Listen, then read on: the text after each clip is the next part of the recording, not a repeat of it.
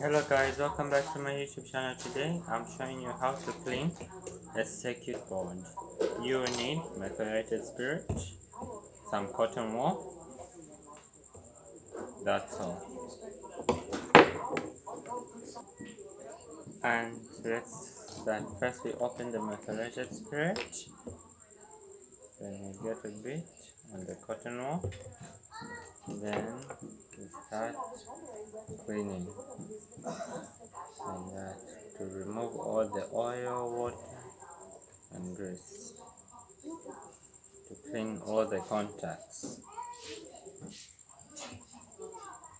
Just nicely clean all the contacts, just like that. Okay.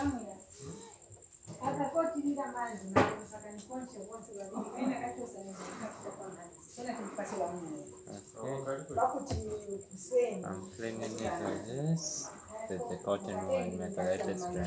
Subscribe for more videos. See you next time. Leave a comment below. Take me to 50,000 subscribers end of this year. See you.